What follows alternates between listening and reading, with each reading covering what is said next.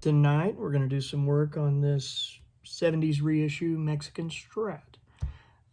Story here is this used to be my guitar. I enjoyed it, played it for a good long time, and then times got a little tough and somebody had an interest, so I sold it. Well, a few days ago, or weeks ago actually, it wandered into the music go-round across the block from my house. So I went over there, threw it in layaway. Had to wait a couple weeks to grab it. But I don't have a standard Super Strat with a pair of humbuckers in it, a three-way switch, and I like having one of those around. As you can see, this one's got Duncans in it. We're going to check here in a few. I believe it's a distortion in a 59. I can't say for certain, but we're going to find that out soon enough. A couple other things we're going to do today. It is absolutely filthy, so we're going to take some naphtha and clean it up good. We're going to polish the frets, check all the tuning keys, everything, clean up around the truss rod nut, and we're going to change the nut because this is a cheap piece of plastic that it appears has been on here from the factory. The slots are all cut super deep, deeper than they need to be, so we're going to just kind of roam through some of that today. It's all little jobs, but they're things that most people can do themselves. I got a bone nut that was already cut from a luthier friend. I like trying to cut it myself, but I saw this and it was already done, and I thought, you know what, this will save me a little time this week, so we'll go with that. So first what we're going to do is break this nut loose. What I personally do to do that is I usually take a small hammer and I look around for a little block of wood, and I'll take that block of wood and I'll put it right here up against it, and then I'll just tap it lightly a couple times. Then I go around to this side, do it again. And I'll do that back and forth a time or two if it doesn't obviously come loose real quick. Sometimes they'll pop right out. Other times they need a little coaxing. This one just popped right out. And frankly, doesn't look like it was glued in hardly at all. So that helps us. It's not too bad down there in the groove, but we're gonna still take a small flathead screwdriver to it, or take one of these orange sticks real quick here and kind of clean it out and make sure, see how it does. I'm also going to slide this one in its place. I checked and they were really close, but not quite. So we're probably going to have to shave off just a smidge off the corners of this, and some off the bottom, and that should be about it. It won't be bad. Then we'll clean out this nut slot in here and get it ready to go. First I'm going to take this nut. I always get these beauty bars. I go over to Sally's Beauty Supply across the highway, and I get these things and I use them for everything. It's only like 100 grit and 180 grit on the other side. I'm going to use the 180 side, but you can get these for $1, $2, and then there's a variety of things they're good for. I mean, you wouldn't use something this coarse for sanding anything else on the guitar hardly, but for just smoothing out the bottom of a nut, it's fine, and hopefully it won't take a whole lot of that. Also, just fun to note, if you haven't worked with bone before, it doesn't take long for bone to smell horrible. It's got a weird stink to it when it gets hot.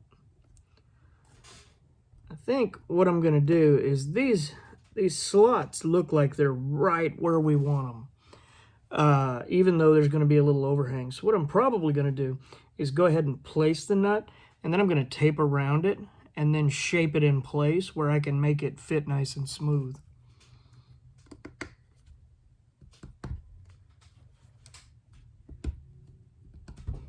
Yeah, it needs to, we're going to shorten it a bit more still.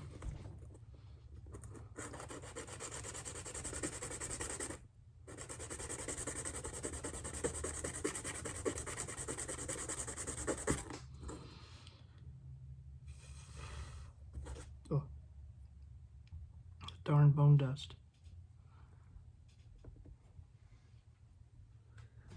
We look like we're pretty good there.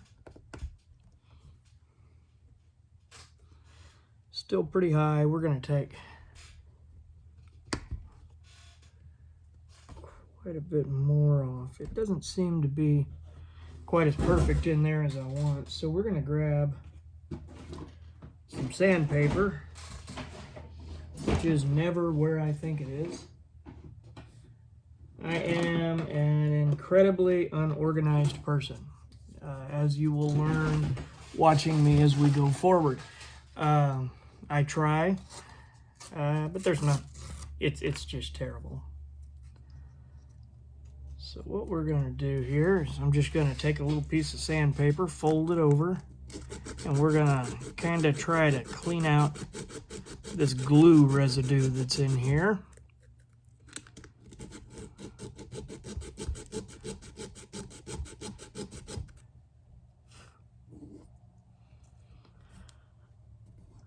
Smooth things out a little bit, get that back edge nice and smooth too.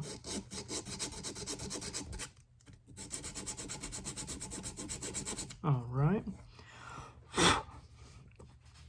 We'll slide this nut in and see if that sits a little more level at least.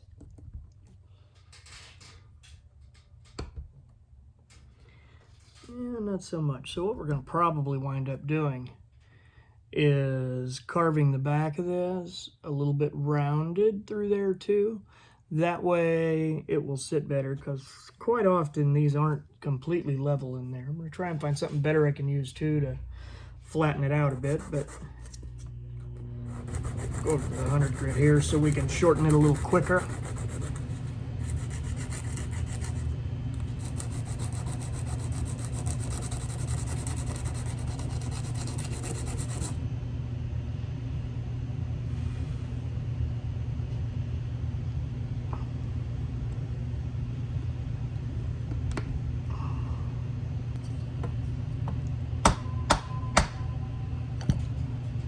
Because this bone likes to break, and the last thing we want to do is break this darn nut.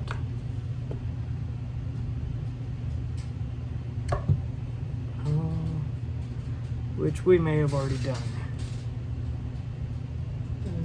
La, la, la, la.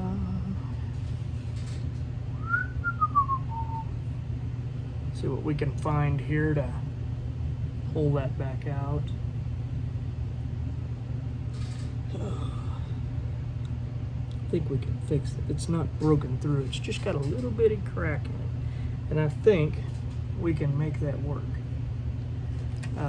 If it's much more than a little bitty crack, it'll create a hell of a horrible buzz, and that's not something we want to deal with on this. Worst case, I can always stick the black one back in for a little bit, and we'll go get another blank tomorrow and take another stab at it. Let's see.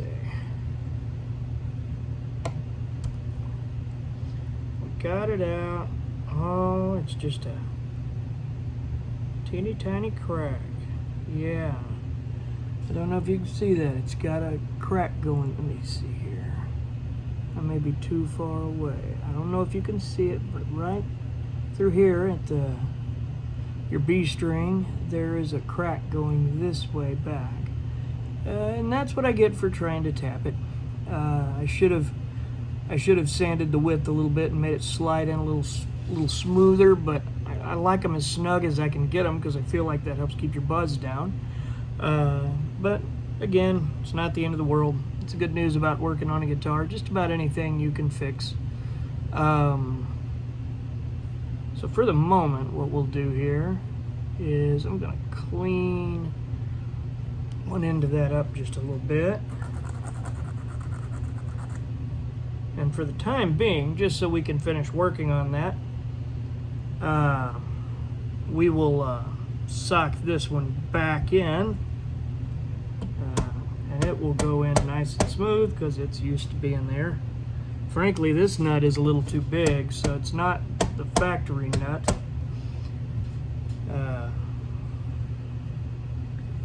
It looks like it may be a Graphtec. Judging by the knob on the bottom, there's a possibility it's a Graphtec. But if it is, somebody has opened it up way too much anyways.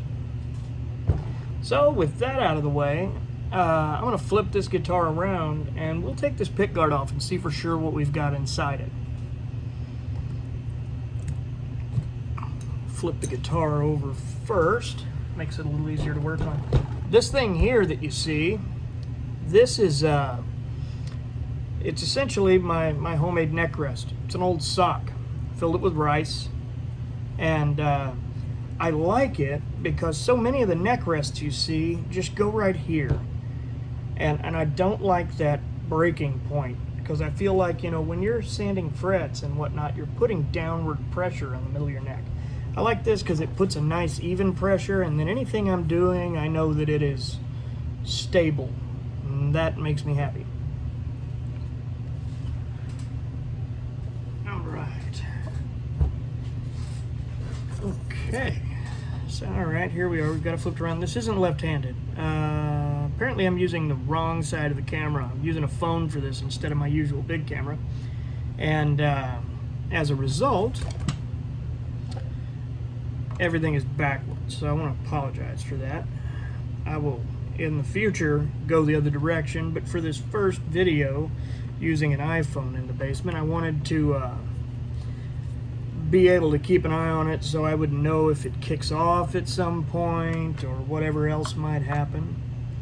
What we're going to do real quick here is remove this pickguard, just so we can look and see what the pickups are. Hopefully there will be a code on the bottom that we can search down and be sure of what we have. I am pretty sure that when I got rid of this, it was a Duncan distortion in the bridge and a 59 in the neck. But we're going to find out for sure while we're in here. I hate that that nut got messed up, but you know, it happens. We'll get a new one. Do it again another day. It wasn't a crucial thing. The guitar plays fine, so, and it's mine. This isn't a guitar I'm working on for someone else or anything, so it's nothing to lose any sleep over. All right, almost there. Just 3 more.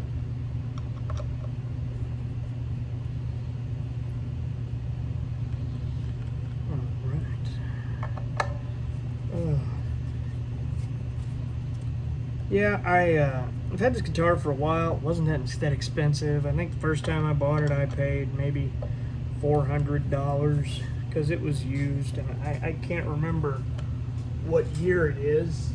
It's an 02 because the serial number is MZ2, and the Z stands for 0 for those of you who don't know how Fender's serial numbering works. All right, an SH6B and an SH6M. I think that means those are both Duncan distortions. I'm gonna pause for a minute here to look it up and see.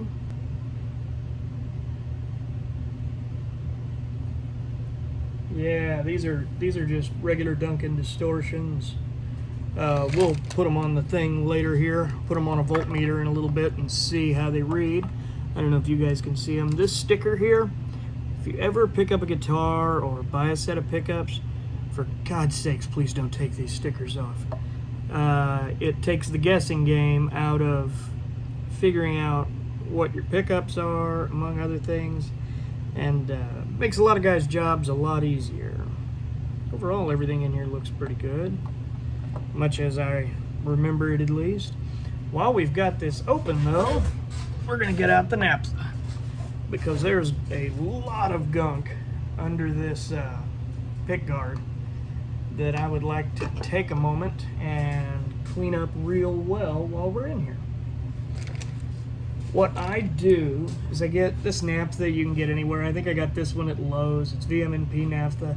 It's a it is in the paint thinner family, I guess you would say, but it essentially, naphtha is the same thing as Zippo lighter fluid. So it's it's very delicate as those things go, and I have always had excellent results with it. So we're gonna give that a try again today here. I'm sure it'll do fine as always. I have these, I get these at AutoZone. They're essentially just shredded shirts and stuff like that.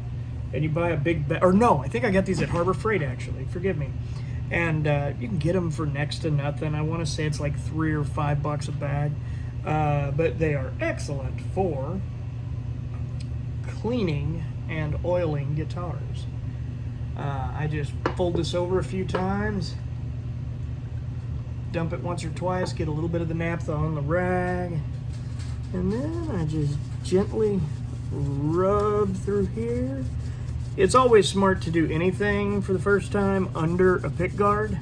That way, if something doesn't work out as you hope, you're not causing damage to visible areas.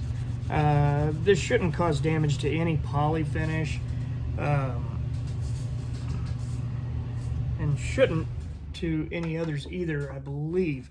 If that's incorrect, someone please mention that in the comments, but I know I've used it on a Les Paul because I have a few of those that are my babies. Let's see here. Yeah, it's not going to get this completely clean, but we're just looking to knock the edge off of it because there was a lot of gunk around the edge of the pick guard. So I'm trying to give it a good cleaning while we've got that sucker off of here right now.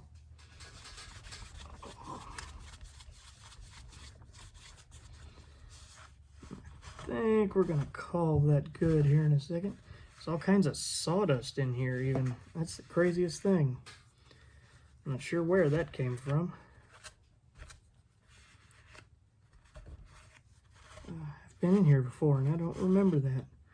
Unless somebody, looks like someone might have drilled out here where your pickup wires come through just to make a little extra space for, possibly because the Duncans are a smidge bigger. Oh, never mind. I see what they're for. It's drilled out, and let's see if you can see these holes right here, here, and there's one on the other side. Those are so the mounting brackets on the Duncans can push down far enough that you can set the pickups where you need them, which is good. I'm also going to real quick here take a little naphtha to the back of the pick guard itself, because it is equally nasty around the screw holes. It looks like maybe it's gotten something wet on it at some point. Works fine, but it needs a little bit of a bath.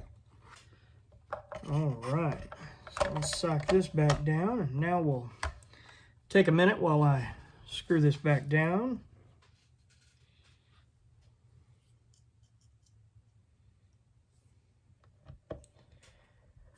I don't know why, there's not really a good reason for why I do this, but I tend to do, I guess you wouldn't call them corners because this isn't a square, but try to get a couple on opposing sides in first. That way I know all my holes are matching up right. Otherwise you wind up getting one kind of tight before everything's where it needs to be. Uh-oh. And the truth of the matter is, we need a, I've got more of these, so that's no big deal. Dropped a screw, but the truth is you should probably put these in without tightening them and then tighten them slowly one after another, but frankly, these 3-ply pick guards, they're not going to bend. If you've got another reissue Strat that's more like a 50s reissue, where it has the thin single ply and has about 3 less screws, if you have that one, I would take my time going around because those love to buckle. You also don't want to over tighten it at all in the end, so, or you can wind up with a real headache on your hands. We're almost here. I'll chase down this other screw here in a few minutes. Won't worry about that while we're in the middle of this. But after this, let's see. Jack feels good and tight still. trying to remember. I used to have a Strat where the jack was always coming loose, and I wanted to make sure it wasn't this one. Everything looks good. I always like to kind of bump my pickups a little too, because sometimes when you put them back in, they get in just a little bit of a bind. And if you tap it a little, you can, with this type of pickup, because they're sitting on springs, it should fluctuate and float out right. All right. So what we're going to do now is take the naphtha to the rest of the body and then the neck, because there's some modelly looking spots on here. This isn't a guitar that is going to look perfect, nor do I even want it to look perfect. Part of the turn on of this guitar to me was that it was kind of beat up. I mean, it's poly beat up, which is not as graceful and attractive as a nitro guitar with some either relicking or road-worn damage to it. I say damage isn't the word, but I'm having a brain fart here, so cut me a little slack. I'll call it pretty good for the top. The neck, fingerboard is really nasty on this. So we're gonna, oops. That's what I get. I don't know if you're able to see how nasty. I'm gonna try to, oh yeah, maybe you can. There's a lot of just finger junk along the frets and dead skin and the general nastiness that gets all over a guitar that is played a lot. So what we do is, I always have mixed emotions about what to use to clean a fretboard. So I usually just use the naphtha that I use on the finished part of the body. And then immediately after that, we'll run a couple coats of lemon oil on here so that it will rehydrate it really quick. Because really the only danger of the naphtha is that it's going to dry it out. And it will dry it out momentarily. But we'll just, as fast as we get done with this, we'll put some lemon oil on it and smooth it over and go from there. See what else we can come up with. Let's see. It'll do a lot better job at getting the nasty off of these usually. Oh yeah. Before we're done tonight with this guitar, we're also going to take 10 minutes to polish the frets up real good, because it's something people don't do nearly often enough, and there's almost nothing you can do during a setup or a restring that will make your guitar play better than having a good smooth fret polish. There's a variety of ways you can do it. They make erasers, a lot of guys like those. Some guys use micro mesh. I usually use 4-0 steel wool, the finest one I can find, and I've always been real happy with it. One of the things you've got to watch out for, though, is you want to make sure that when doing it, you got a couple really grimy spots I'm spending an extra minute on here. You want to make sure that when doing it, you cover your pickups with some painter's tape or something like that. Actually, I don't have my fat roll of painter's tape down here, so we're going to have to do it with the little roll tonight. But that's okay. It just takes a minute longer. Yeah, this fretboard's cleaning up really nicely. Take a quick wipe of the headstock while we're up here. Man, some of what's on here just doesn't want to come off.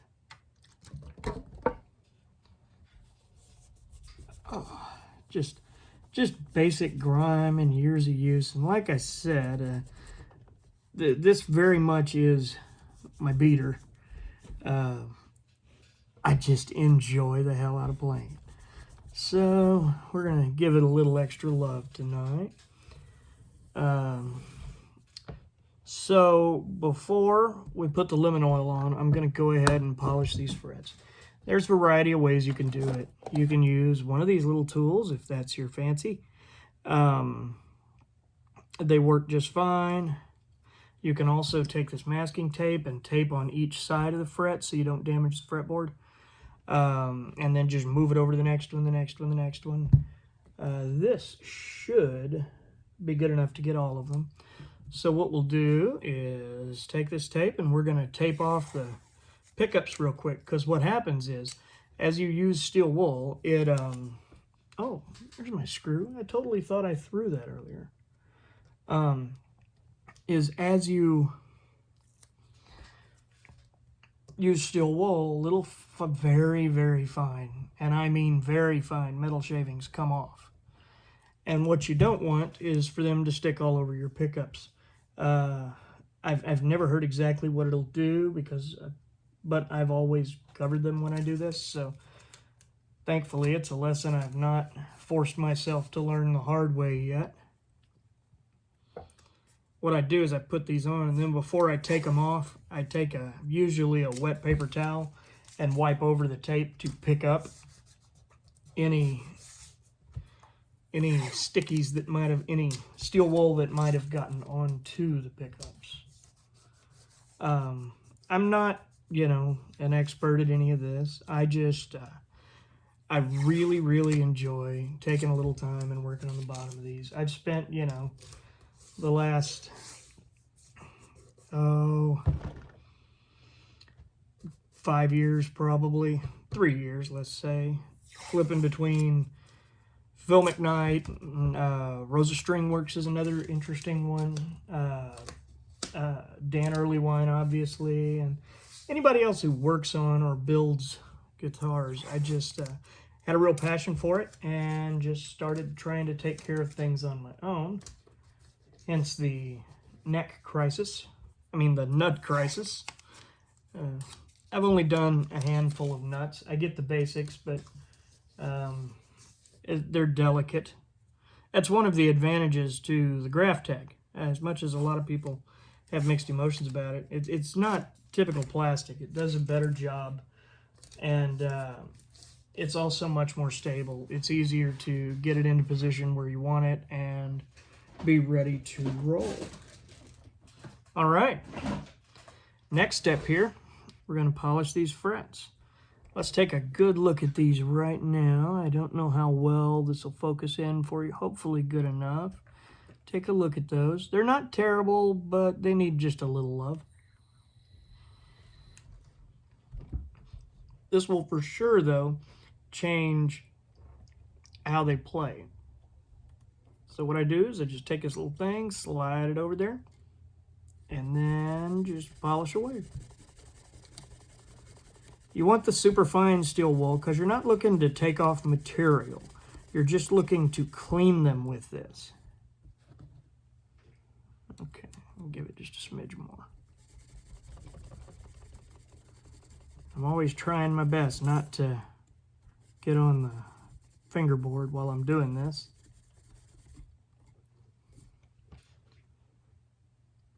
Oh yeah.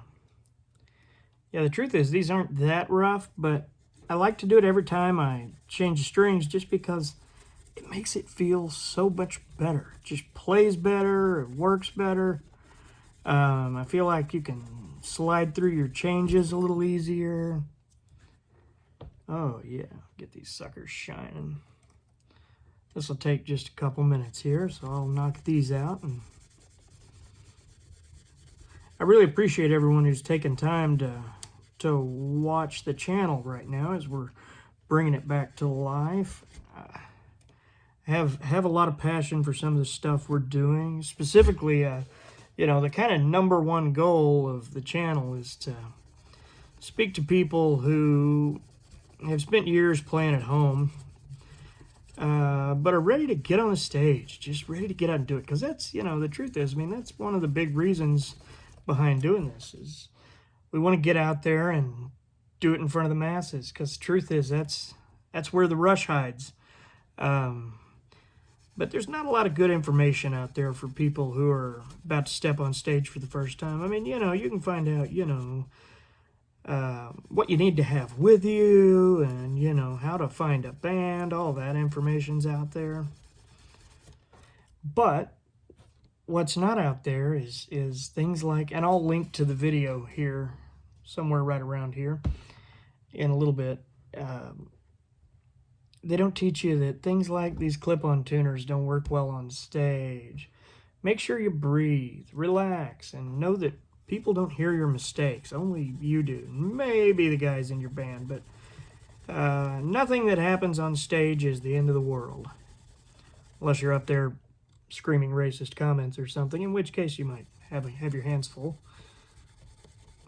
If you've seen any of my other videos and watched the crazy cats and dogs run around and jump in my way, it's kind of nice to make a video downstairs tonight because the animals don't come down here.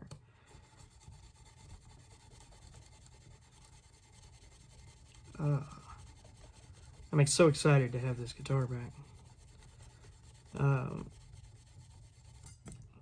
I have 4 or 5 American Strats, but for whatever reason, once in a while, you just come across something that's special to you, and you feel like when I pick it up, I play it better, or I play better. So whether that's the case or not, I don't know, but it makes me feel like it. So this one's got a soft spot in my heart. I've accidentally begun somewhat of a collection of signature Fender Strats over the last year. I have an original, like, first issue Jeff Beck signature Strat in surf green, which was the color it was so known for, and it has the fattest neck I have ever played in my life. And the truth is that fat neck made me fall in love with it. The story goes that supposedly they put it out with the neck Jeff Beck likes, and Jeff Beck likes to play with ball bats. So they put it on there and nobody wanted it because the neck was too darn big. So the next year they made it a little smaller and a little smaller and a little smaller. And mine is the only year where the neck is supposed to be built to Jeff Beck's actual specifications. All I know is between that guitar and my Gibson Custom Shop R8 that I own, I've become quite the aficionado of the fat-necked guitar. Oh, getting up here, it's harder to tell which one I did last. So let's just err on the side of caution here. You know, if you do this, you know, gently and don't overdo it, it's not going to change the height of your frets or anything. Most of what you're doing is just buffing out scratches and any other stuff that might have gotten on it. You know, you're just looking to clean your frets as much as anything. And when they shine like this, your guitar plays like a whole new instrument, especially if it's a guitar it's never been done on. If I was going to give you the one single trick to do to a guitar you've always owned and don't like to make it play better, this is where I would start, because I firmly believe I have a parts caster upstairs that is actually a it's a Jeff Beck body with an all parts neck on it, and it has these almost triangle shaped stainless steel frets, and it was the first one I ever came down and did this to. I can't remember who it was that told me to. It may have been my luthier. I have a luthier friend, Chris, who works across the street at the music go-round where I picked this up, and it may have been him that suggested it. All I know is I haven't changed a set of strings since without doing this. It gets a little tricky when you get down here by the body because it's harder to hold the end of this little guide in place. Let's see here. Last fret. Let's give it a good shine. I'm gonna real quick, just for kicks, go up and down the end here. Make sure the ends of the frets have a nice shine too. Okay. Now we're gonna take the naphtha rag and use this to, for starters, get the as much as we can of the metal shavings off the fingerboard here, and having it just a little bit wet will help pick them up and get those suckers out of here before we start to oil the fretboard down. Oh yeah, this is going to feel so much better. Yeah, what it does is it makes it smooth. You know, you get little micro scratches, little bits of dust, buildup of hand oils and such all over a guitar. And what this does is just smooth that out and get rid of it. Like I said, just a quick reminder, before I take the tape off the pickups, I always make sure to wipe them down good, because you can watch, and I wish I would have shown you, these metal shavings off of this, which are now all over my bench and will need to be vacuumed up, fly over here and they'll stick right where your pole pieces are. You'll see little round dots. So we got the tape off of this first one, wiped up around the pickup. Now we're going to untape this second one.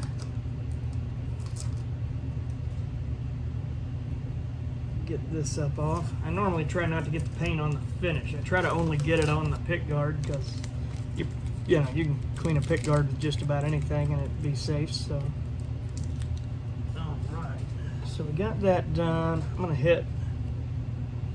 to hit the tape lines real quick from that pickup with the naphtha before I move forward. Clean the rest of this, get in around these pickups, get the COVID off. Oh. All right. Okay. Now we're going to get another hunk of t-shirt. Try to find a smallish one. That's about the smallest one I got. And we're going to take some lemon oil to the fretboard. I don't buy any of the fancy stuff. I know there's a million conditioners and oils out there, but the truth is, I get this at Walmart. It's pure lemon oil. I have used this same bottle for probably close to 2 years, and I'd say it's half full. Mind you, I have a lot of guitars. But you wouldn't do this, just for anyone who's new, you wouldn't do this on a finished neck, because it won't have any effect really. I usually just get a few drops. There's always a big dispute over how much of this you should use, if any. Some people say very little, but after I clean one, I like to put it on pretty liberally, nice and heavy, and let it sit for a minute. And then I'll usually do another one, because you can see already right here, I don't know if you can tell from the glare in the video, but it's soaking this first one up real nice. This also kind of darkens your board a little. But this is just, you know, to protect your wood, protect it from cracking, protect it from, you know, the elements, and anything you can do to make your guitar last a little longer. I play the hell out of everything I have, but I also try to take good care of them when it comes to this kind of stuff. I've gotten to where I've made it a principle to not buy perfect instruments, just because I live in a house with not young kids, but teenagers, and I'm, while gentle with my instruments, I hate putting the first scratch in. A perfect guitar just scares the hell out of me. Like, I feel like I'm kind of the bull in a china shop guy, and I don't feel like I should be in possession of any gorgeous wood. Now, with one exception here, I have that custom shop that I just love, which is definitely not cheap wood. I'll tell the story of how I came into that one day while we're shooting a video or working here in the basement. This is one of a few kinds of videos we're going to do from time to time. The idea is just to teach you some basic maintenance techniques. There's lots of good stuff you can use, some of which is necessary, a lot of which is hokey BS, frankly, that isn't any better than what you can buy at the cheap stores. So, you know, I try to do it on a budget. It's soaking this in real good, so I'm gonna give it another once or twice here before I call it good. Especially these first couple frets, they're really soaking it in. Sometimes it's weird to get this out. You get about a drop at a time, kind of blot it on a rag. The other nice thing is your guitar will smell really good when you're done.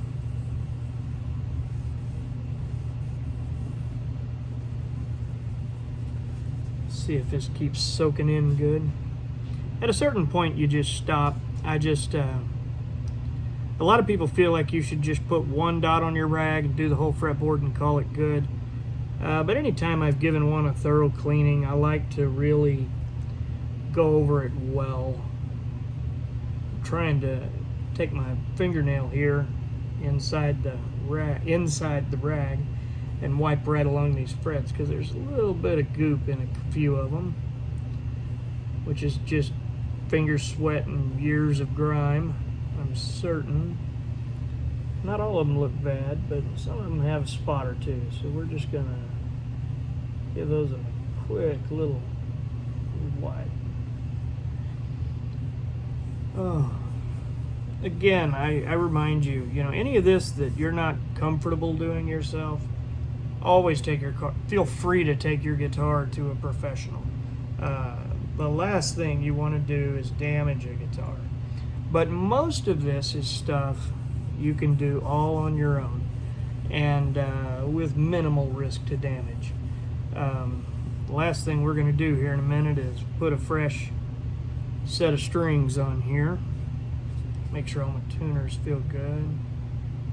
This is an interesting guitar. It has the vintage 70s style tuners.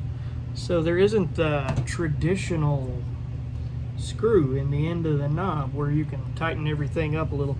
They're just a little wiggly, empty, but frankly with strings in them they're almost tight, so I'm not too worried about that at all. These string trees I just put on right before I got rid of it. I've still got the originals right here in one of my bins.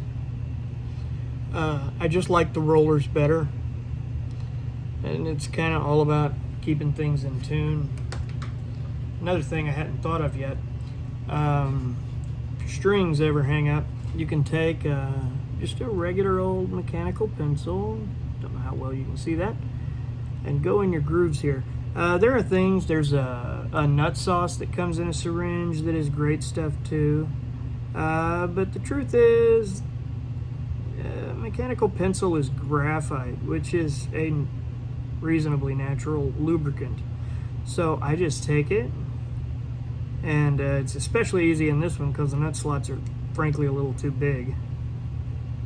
And I go in and just draw in there and hope to leave a little bit of graphite dust that'll hopefully help keep the strings moving good and not in a bind, which helps with keeping it in tune, especially if you play a lot of bluesy stuff like I enjoy, with a lot of heavy, strong bends. Oh, let's see. Now let's flip it over here and take a look at the bridge. Make sure everything looks good. Here's something, you're not going to be able to see it well. I'll pick this up. There's a fine crack in the back of this neck. Runs right through there, goes around this, and up part of the length of it. It's very fine. It doesn't seem to affect how it plays. It's not broken. I would like to think it's just in the clear coat, judging by how it looks at one end, but I don't think that's possible after it appears to have run around the end of that. So we're gonna not do anything about that today, but in the future one day we may tackle that. It doesn't affect the playing. You can just barely feel it, but the truth is it's never bothered me any. All right, we got everything there. Let's flip this over. Take the back plate off here. One of the nice things about this particular guitar is it has one of the huge fat tremolo blocks that not all Fenders get. A lot of them will be fat up towards the front of the guitar but taper down in the back. I think that's what my Clapton has. But this particular one, as you'll see in just a moment,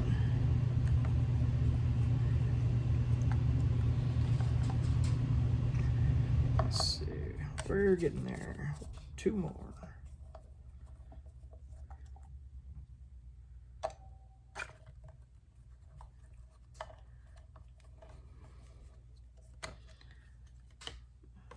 How's our ground? Ground looks good. This is an interesting spring alignment here that I've never seen before. I'm gonna assume that G, there's a letter G or E? Yeah, it's a G on a stamp in here that I'm sure is some kind of quality control from Fender. I don't think I ever messed with the back when I had this guitar before, but it plays good, and I haven't seen any reason to start messing with it now. So what we'll do is I just wanted to take a peek in there, see how everything looked.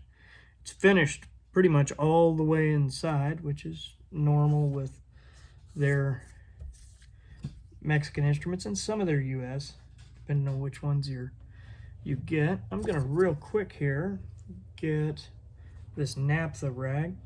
Yeah, that's the naphtha rag. And just kind of wipe here under where that's been. It's not gonna take any of this off, but maybe it'll loosen it up a little bit. Yeah, it got a little bit, but not what I was hoping for. But that's okay. That's okay. All right, we're gonna sock this back plate back on, and then we're gonna put some strings on this puppy and see what happens.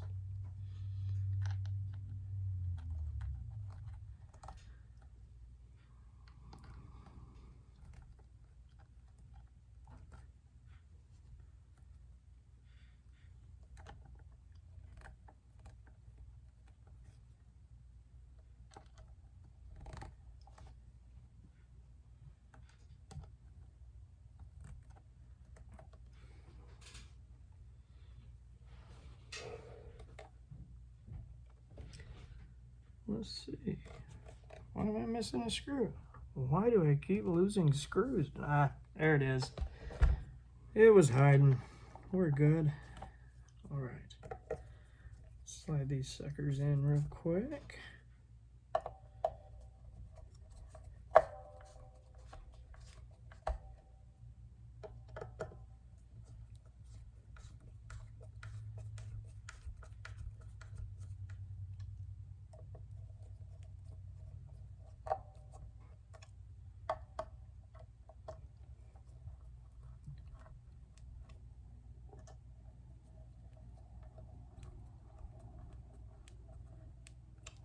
Right.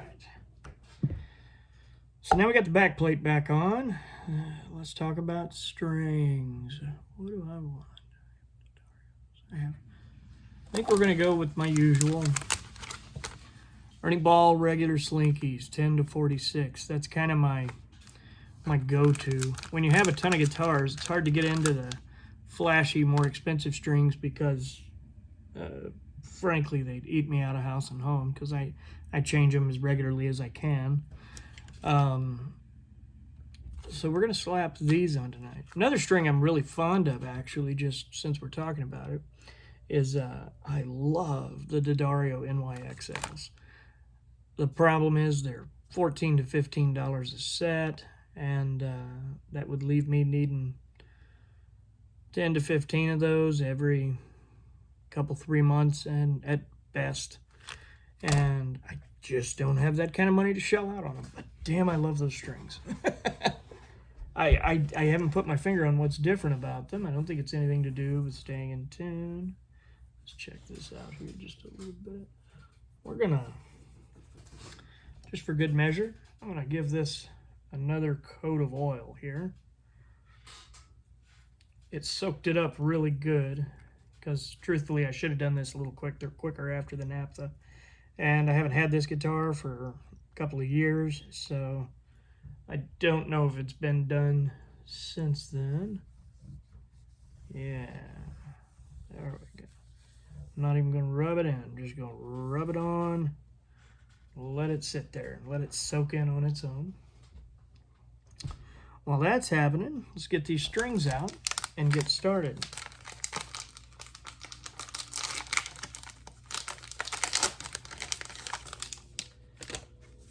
All right.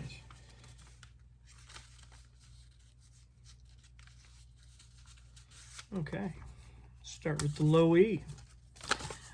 Something I like to do, doesn't work on all guitars, and it can be a nuisance when you buy a guitar if you don't know that people do this, is the way the break is on these, it puts your string right at the edge of your hole through your, put your string right on that edge of the metal.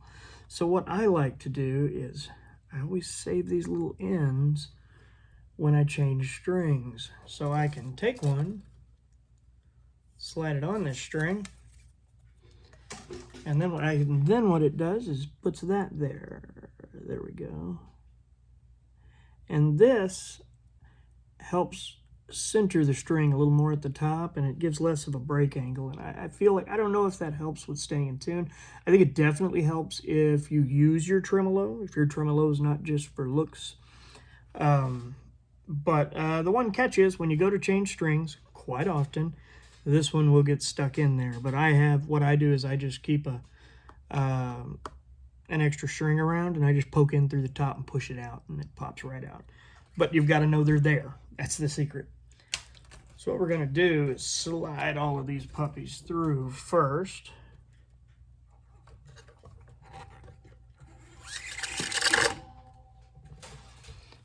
There's that one. Raise that up a little bit so you can see a little better. Pop this one out. Give it a bead. Slide it on good. There we go. Push this A string through.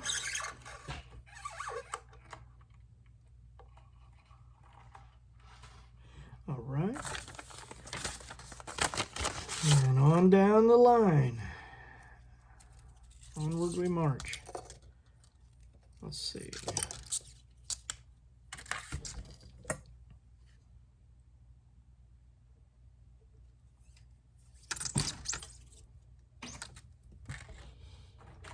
All right. That's 3.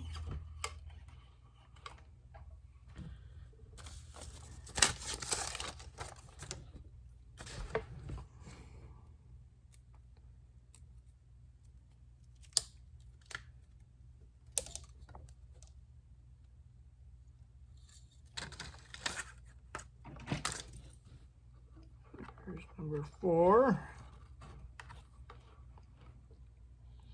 There we go. Got to make sure on some of these that, with the wound strings especially, you got to make sure that if you're going to put these little balls on the strings, you want to make sure they slide all the way down to the ball that's manufactured on the string. Otherwise, you can wind up with a weird spot. Okay. Slide this B string in here. that one through. There we go. All in and good. And for the lily.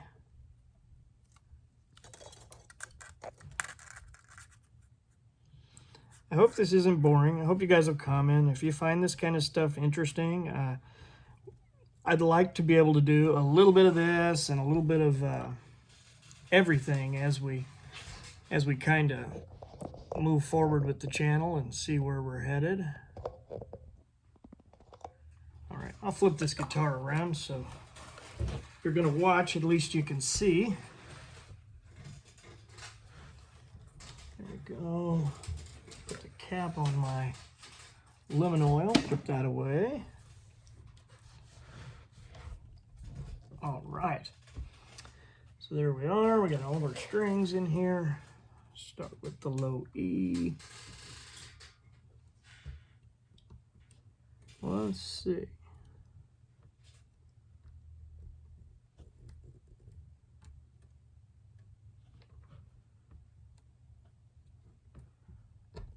There we go. Okay, we don't want that much. Let's figure out, these are those interesting ones that where you push the string down in the hole. I like that. It's almost an early locking tuner.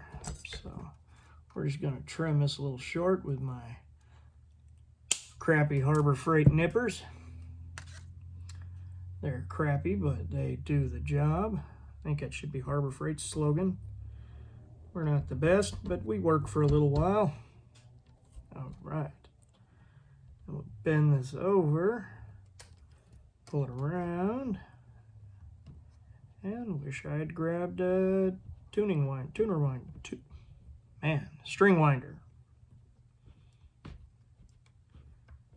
Give this get some tension on it here.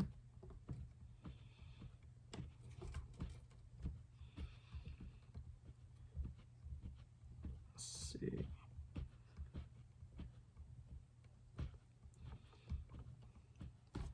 I should have cut this way shorter. I can already tell. But we're just going to deal with it because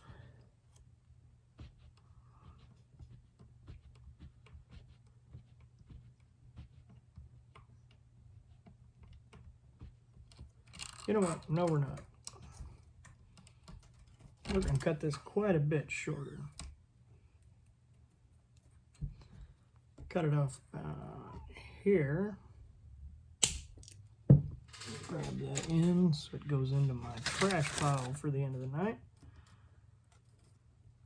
Now we'll take this in, shove it down in the center hole to the bottom, bend it around, bend like that, and get to cranking again.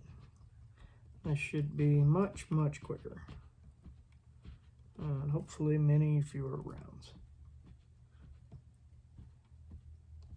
After this string, I promise to find a string winder. Probably got one right there.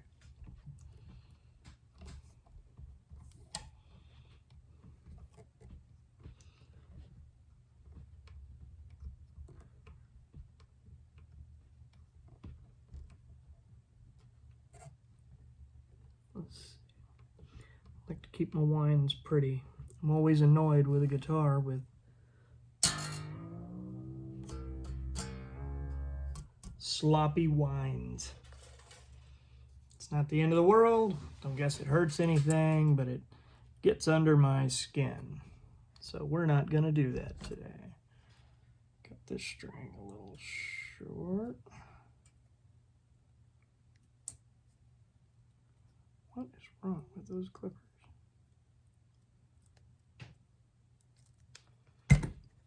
I guess I'm going to need a new pair of those. I love those flush cut nippers there. Those are great. Wire cutters. That's the fancy word I couldn't seem to get through my brain. I'll start tightening this. This will go much easier. I love the way these tuners work, because truth is, they do a really good job of keeping everything in tune.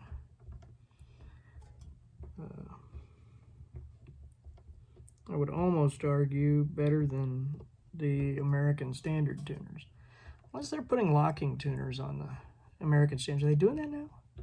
Anybody know? I haven't bought a standard in a lot of years. Oh. Hopefully. Please let me know what you think of these videos. If you got anything you'd like to see us try or take a stab at. I hope and pray you won't say tune a restring a Floyd Rose, because I can do it.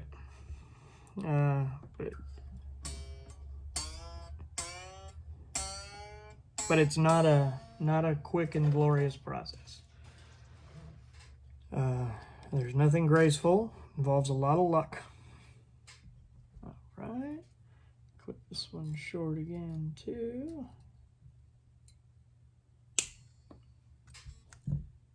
All right.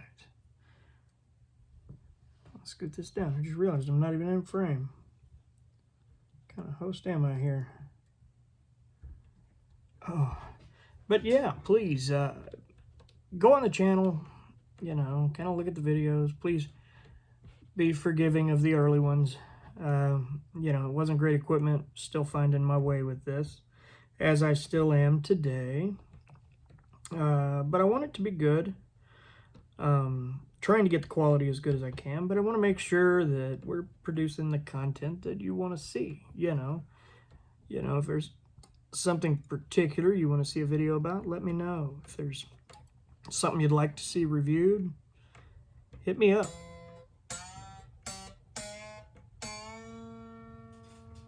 How's our tremolo hanging in there? Just fine. Always got to watch that thing. This one's tight enough, I don't think it'll be a problem, but once in a while, a Strat will take you by surprise and jack its tremolo whip in there. Usually that's not an issue for me, but I recently redid my Jeff Beck, and there it was. It surprised me too, because it's got pretty heavy springs in it. I really didn't expect any kind of trouble out of it, but sometimes you never know which guitars are going to be a pain in your ass. But yeah, if you would, please, you know, take a minute out while you're watching this. Click the subscribe button down below. That really helps us out. We're trying to get to our first 1,000 followers, first 1,000 subscribers, so we get to a point where we can monetize and kind of help pay for equipment and whatnot. I have a day job, so this isn't, I'm not looking to get loaded here. I'd just like to be able for this little YouTube venture to at some point pay for itself. That's all I'm looking for, and I know that's a long ways away.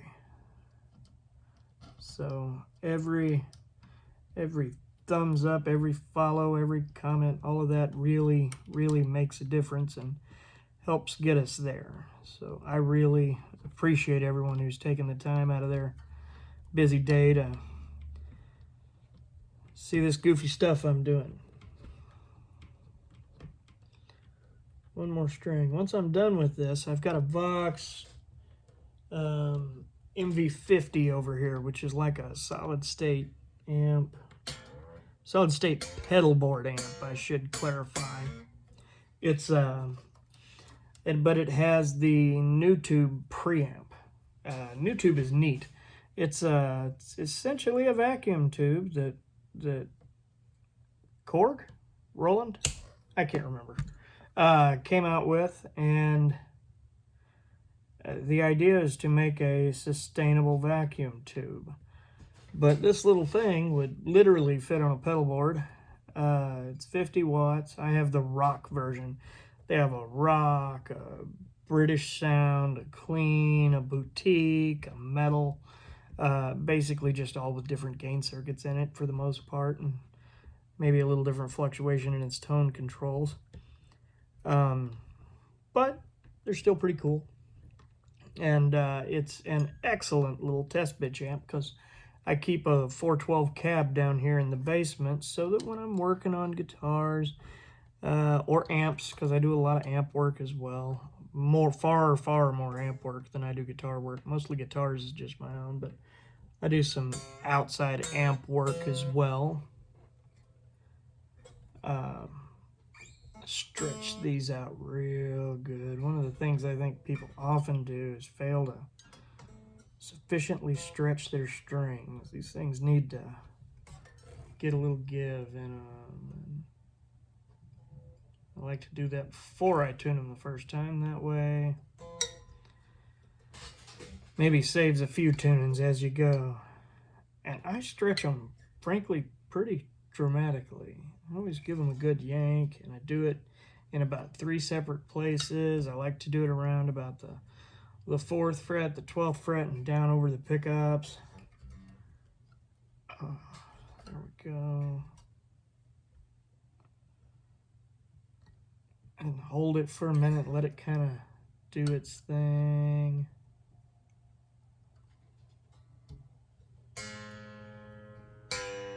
There we go. Popped it back down in there. All right. Whoops, pushing on a pickup.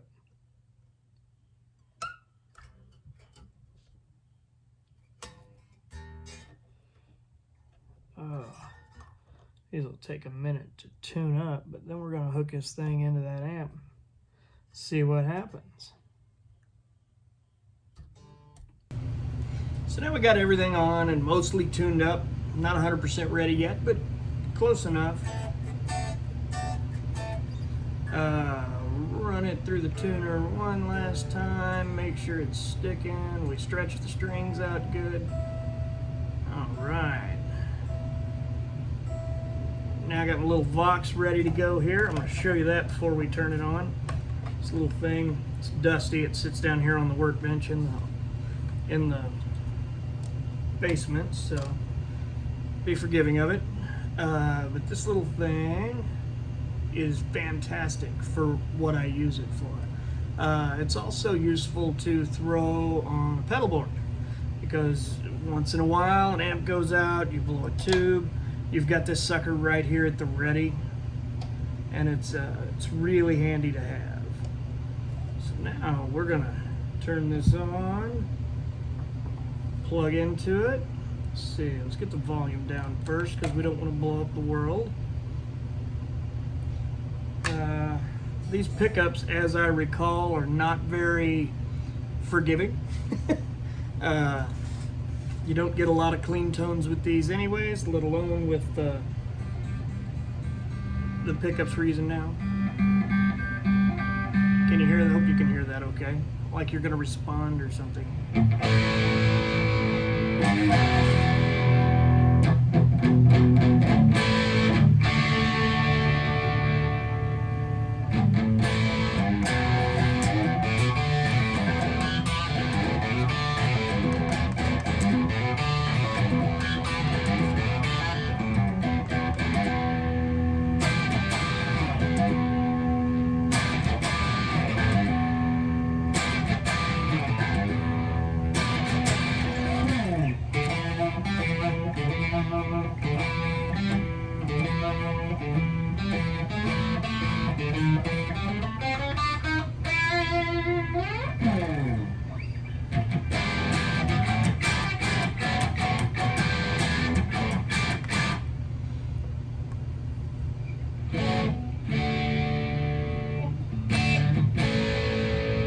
I've got the gain down to like 7 o'clock here on the amp. So this is pretty much just a little bit of gain and a whole lot of hot pickup. That was both. Let's take it to the neck.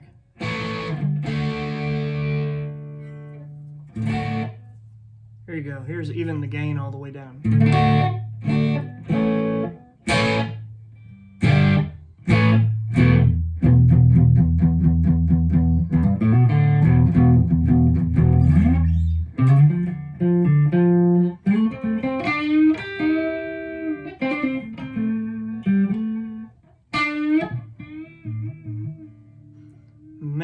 nothing like bending on these fresh polished frets. There's just zero resistance. It's almost like they're not even there. It just glides up there. Like I said earlier, as far as if you're ever going to do just one little thing to your guitar that can make a difference, and it's something you don't have to be a mechanical wizard to do. It's simply a matter of when you're changing your strings, take some steel wool. Like I said, either tape it off till you can tape your whole neck off. There's good instructions on how to do that if you need the help.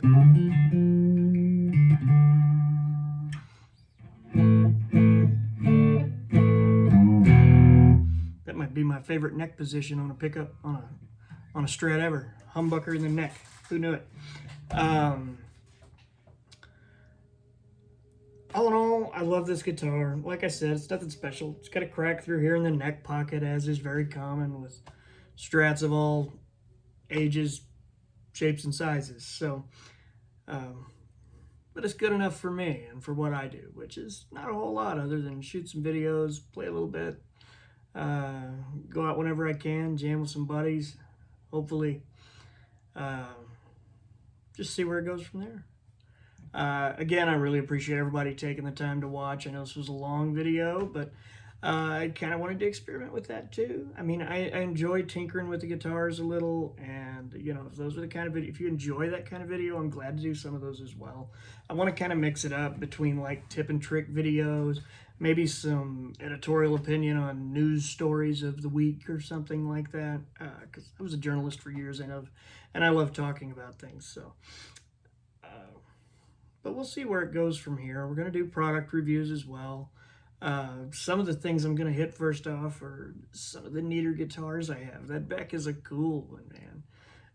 So I think that Beck would make a good video. Probably my custom shop R8, which I've played in a few videos already, but it doesn't mean it's not good for that. I've got a bunch of pedals. We'll go through some of those. My friends over at Music Go Round across the street, will work with them a little bit. When something cool comes in, I'll see if I can't maybe borrow it for a video. I have a real affection for vintage stuff. I like older gear.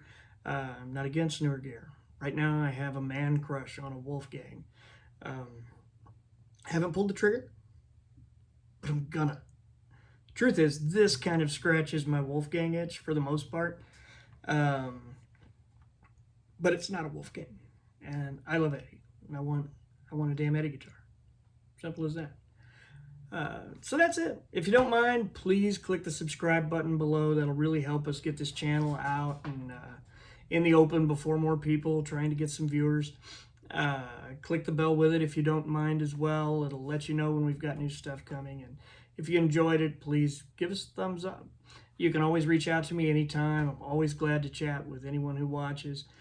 You can reach me at armchaircorey@gmail.com, C-O-R-E-Y.